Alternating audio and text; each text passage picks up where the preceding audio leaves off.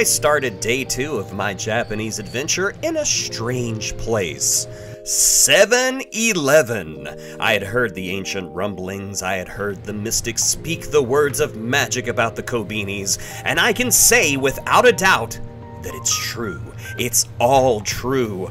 Japanese 7-Elevens are outstanding with a wide selection of fresh food, pastries, fruit, and inexpensive meals on the go. As a matter of fact, I ended up using 7-Eleven all over Japan for cheap and easy and delicious meals and saved myself quite a bit of yen in doing so. This isn't a paid endorsement for 7-Eleven, but 7-Eleven, if you want to pay me, I am listening. Today was scheduled to be a day of rest and recovery in my itinerary, but I don't like being told what to do, even when I'm the one telling me to do it. I'm not very good at relaxing, so I braved the Tokyo Metro and went to Akihabara, a shopping district that promises the best in Japanese culture and good old-fashioned consumerism. My first stop was Yamashiroya, one of Tokyo's legendary toy stores. I got there a teensy-weensy bit early and had to wait, but it was open before I knew it. I've seen YouTube videos about this place, and I knew I had to check it out for myself, and I was still blown away by the 6 floors of toys and games. It's interesting to see what parts of American culture filters down to Asia and has been accepted into the general population. Star Wars wasn't a big surprise. They seemed very fond of the Mandalorian and Baby Yoda, and yes, I know his name is Grogu, but I will be dead and in the ground before I call him Grogu. His name is Baby Yoda. Marvel wasn't a huge surprise either. These guys are everywhere. I'm sure there's probably a Captain America figure buried on the moon somewhere. One thing I was not expecting was how enamored the locals seemed to be with zombies. I just assumed that zombie obsession was an American thing, but zombie statues and The Walking Dead could be found on various shelves all over the store. I also wasn't expecting Chucky or Megan to be as big as they were here. Maybe it's just because as an American, I'm kind of embarrassed that this is representative of my culture, but given the absolute freak show that American culture has squeezed out of its sphincter over the last couple of decades, I guess I shouldn't be that ashamed that they've latched onto Chucky. Ghostbusters was also represented here, unexpected, but welcome, as Ghostbusters is awesome. Harry Potter was also well stocked, which, again, isn't that surprising, and also not really American, so. Can't I escape the minions for 5 minutes? I went to the other side of the planet and these jaundiced creeps were here to greet me. Oh, I hate minions. Rick and Morty was another piece of American pop culture I wasn't expecting to see here, but the more and more I thought about it, the more I realized this would be an awesome Japanese dub. Here's another thing I wasn't expecting. Tom and Jerry. Tom and Jerry were hugely popular when I visited Japan. This was the first time I saw them, but eventually I found entire pop-up shops dedicated to them all over Japan. I also have to say that I'm a huge fan of Japanese Transformers commercials.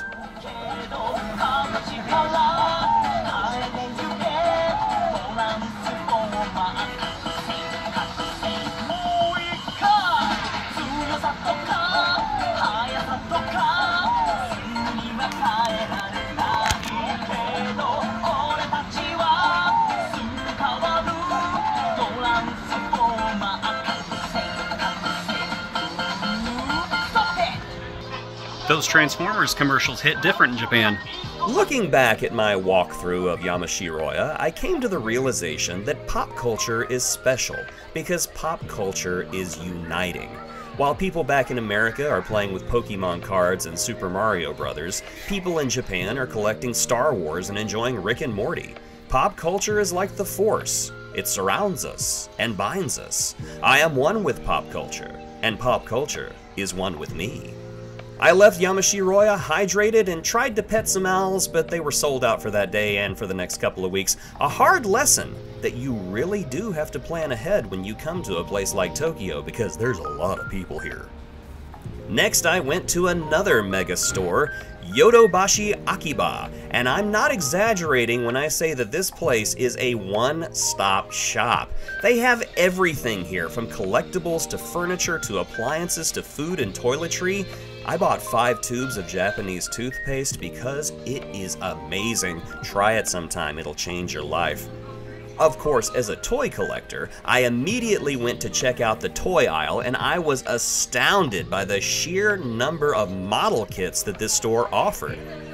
Everything from robots from Japanese television shows I'd never heard of to American model kits like The Discovery from 2001: A Space Odyssey, one of my favorite movies. I would have totally gotten this model kit if it had been in stock. As it was, I just left the store with a big sad. And lots of toothpaste, because Japanese toothpaste is awesome. It was time for my first lunch in Japan, so of course, I found a French bakery. It was there, it was convenient, so sue me. This apple thing is one of the most delicious things I've ever had.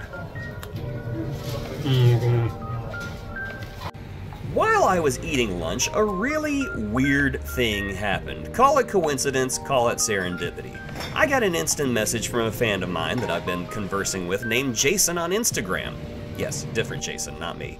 He said that he saw that I was in Japan, and he said it was too bad I wasn't in Akihabara because him and his friend were on their way there. I said, no way, I'm actually in Akihabara right now. And he was like, cool, let's meet up and I'll show you around. And I was like, awesome, you're not gonna like murder me and eat my remains, are you? Spoiler alert, he didn't. He was actually a nice guy.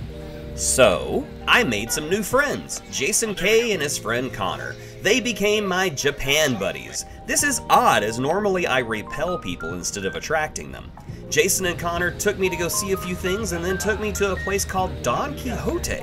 The only way I can describe this place is, do you know how if you're an American you have Dollar General? Imagine that, but it's 7 stories tall and there's a sex shop on the top floor. Japanese culture is so unique. It was getting late, so I promised Jason and Connor I would catch up with them tomorrow, and I headed back to my hotel for another awkward night of jet-lagged sleep. Tomorrow is another day, and only then will I find out what Japan has in store for me on day 3.